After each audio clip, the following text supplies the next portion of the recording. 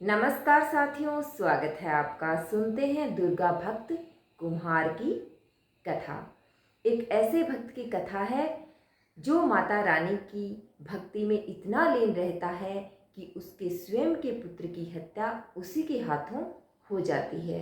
साथियों, माता रानी की कथा सुनने से, माता रानी का जयकारा बोलने से, लिखने से हमारे जीवन में खुशियाँ और सुख आता है। तो कहानी को पूरा जरूर सुने। साथियों, एक बार की बात है, एक नगर के अंदर चंद्रभान नाम का एक कुम्हार अपनी पत्नी शोभा के साथ रहता था। चंद्रभान जो था वो माता दुर्गा का बहुत बड़ा भक्त था। चंद्रभान मिट्टी के बर्तन और मूर्तियां बना करके बाजार में बेचता था और उनसे जो थोड़ा बहुत पैसा मिलता था उससे वो अपना गुजारा करता था। एक दिन उसने दुर्गा माता की पूजा की और वो अपनी पत्नी को प्रसाद देने लगा कि शोभा लो, माता रानी का प्रसाद ले लो। लेकिन शोभा बिस्तर से उठ नहीं रही थी। इस पर उसने पूछा, क्या हुआ शोभा, तुम्हारी तबीयत तो ठीक है? तब शोभा ने बताया कि पता नहीं, सुबह से मुझे चक्कर से आ रहे हैं। तब चंद्रभान ने कहा, अच्छा कोई बात नहीं, तुम लेटी रहो, मैं पास ही से विमला दीदी को बुला करके लाता हूँ। और चंद्रभान अपने पड़ोस में रहने वाली विमला दीदी को लेकर आता है। विमला दीदी आकर के शोभा को देखती है तो चंद्रभान से कहती है कि भैया खुशखबरी है, मिठाई की तैयारी करो। यह सुन चंद्रभान और शोभा की खुशी का ठिकाना ना रहा। दोनों माता रानी के मंदिर जाकर के माथा टेकते हैं और माता रानी का जयकारा बोलते हैं। हे दुर्गा माता, आपने हमारी खाली झोली भर दी है और आप अपनी कृपा मेरे परिवार पर ऐसे ही बनाए रखना। धीरे धीरे समय बीतता गया। अब तो शोभा और चंद्रभान को अपने बच्चे के आने का इंतजार था और वो दिन भी आ गया। चंद्रभान के यहाँ बेटा हुआ। उन्होंने अपने बेटे का नाम प्रथम रखा। अब तो चंद्रभान दुगुनी मेहनत से बर्तन बनाने लगा। धीरे धीरे प्रथम भी बड़ा होने लगा और घुटनों के बल चलने लगा।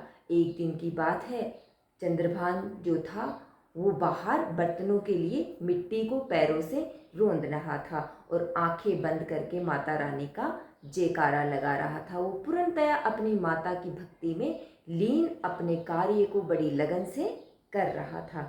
तभी शोभा है वो बाहर आती है, देखती है कि देख के आऊँ जरा वो क्या कर रहे हैं। बाहर आकर देखती है तो सोचती है ये तो बर्तनों के लिए मिट्टी को रौंद रहे हैं और अभी तो प्रथम भी सो रहा है। ऐसा करती हूँ, तब तक मैं भी खाना बना लेती हूँ। वो खाना बनाने किचन में चली जाती है। थोड़ी देर बाद जो है शोभा खाना बनाकर बाहर आती है और सोचती है कि चलो प्रथम को देख लेती हूँ, उठा कि नहीं।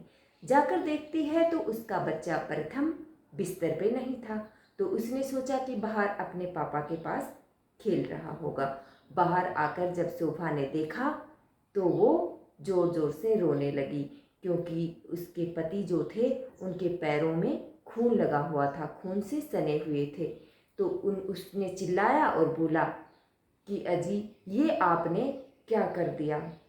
तभी चंद्रभान ने अपनी आंखें खोली तो देखकर जोर जोर से रोने लगा कि हे माता रानी, ये मुझसे कैसा अनर्थ हो गया।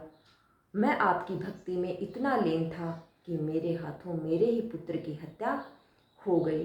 दोनों आकर माता रानी के पास बैठ गए और अपना सर पटकने लगे कि माता रानी, तुम्हें हमारे पुत्र को जिंदा करना होगा, वरना तो ये इस दुनिया के लोग कहेंगे कि पिता ने अपने ही पुत्र की हत्या कर दी और मैं ये बोझ लेकर जिंदा नहीं रह सकता। हमारा लाल ही इस दुनिया में नहीं रहा तो हम जिंदा रह के क्या करेंगे।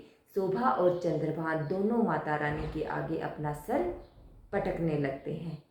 तभी माता रानी अपने भक्त पे प्रसन्न होकर और उनका क्रूर रुदन सुन करके अपनी मूर्ति में से एक विशाल रूप में शेर के ऊपर सवार होकर के आती है और कहती है, बेटा चंद्रभान, बेटी शोभा, आप क्यों रो रहे हैं? तब वो कहते हैं कि माता रानी, हमसे तो बड़ा अनर्थ हो गया। तब वो कहती है कि नहीं नहीं बेटा, उधर देखो, वो तुम्हारा लाल मिट्टी में खेल रहा है। जब शोभा और चंद्रभान ने देखा तो सचमुच उनका पुत्र मिट्टी में खेल रहा था।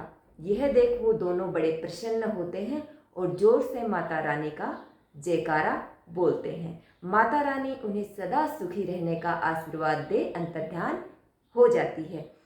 तब वो दोनों आपस में बातें करते हैं और कहते हैं कि माता रानी ने हमारे प्रथम को पुनर्जन्म दिया है, तो हम वैष्णो देवी धाम दर्शन करने जाएंगे। और दोनों विष्णु माता के दर्शन करने जाते हैं और वहाँ से खुशियों की झोली भर के वापस लौटते हैं। तो साथियों, ये थी एक दुर्गा माता के परम भक्त की कथा।